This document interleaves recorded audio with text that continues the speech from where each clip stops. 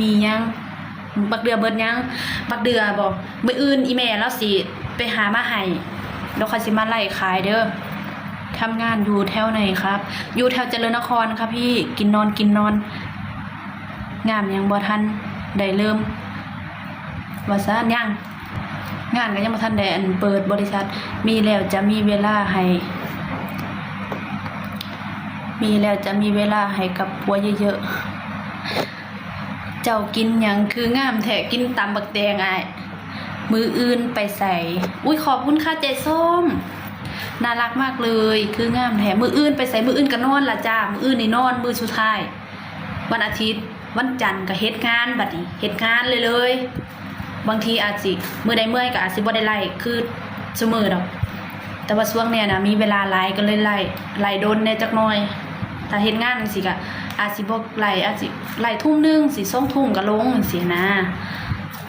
อาจสิบ่ได้มีเวลาไล่คือซุมื้อนี่นะหน้าผากไปถึกยังมาอันนี้บ่มันเป็นแปลวอ้ายอุ้ยขอบคุณค่ะกุหลาบ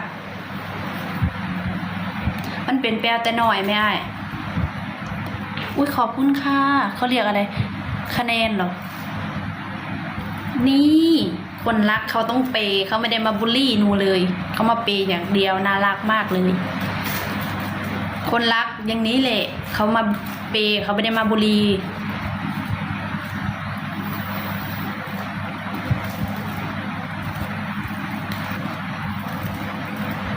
มันมี2 คนที่มาเมนหนูอ่ะอีกคนนึงหนูบอกไปแล้วคุณห่วย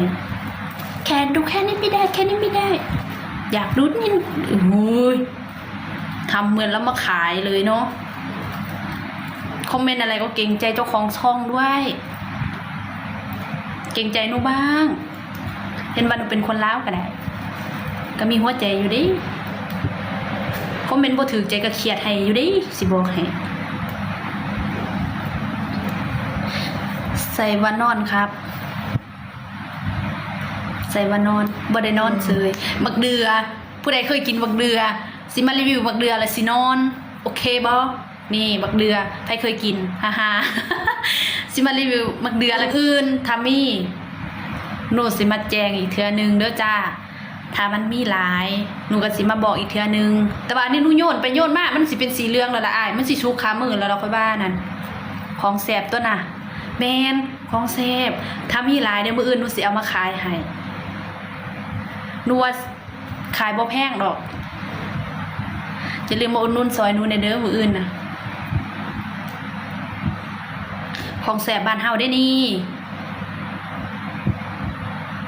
อุ้ยขอบคุณค่ะคะแนนรสชาติมันสิจืดๆน้อยๆเดี๋ยวสิมารีวิวมักเดือแล้วก็สิไปนอนก่อนสิไปหาแปรงฟันนอนก่อน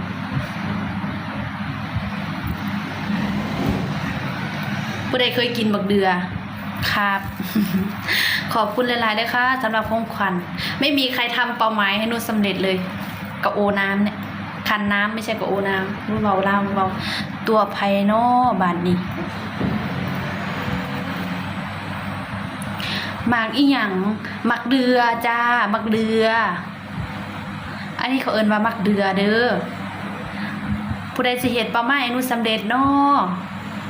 คันน้ำไหมผู้ใดจิตใจดีต้องมีจักคนหนึ่งแหละจิตใจดีอยู่ในเนี่ยมาเดือนะแม่แซ่บเด้กินกับแจ่วข่าแจ่วเคียงนั่นคือหน่วยใหญ่แท้เอาก็มันมีหน่วยใหญ่กว่านี้ก็ยังมีน้อยกว่านี้ก็มีคันมันหมากใหม่ๆน่ะมันจะหน่วยน้อยแต่ว่านี่น่ะมันหมากโดนละคือคนคือกันล่ะเกิดน้ำรังกับสิโตน้อยเกิดก้อนกับสิเทาเกิดก้อนอีกกับสิหัวงอกเสียนะคือบอยังไงคือบอเคียวบอ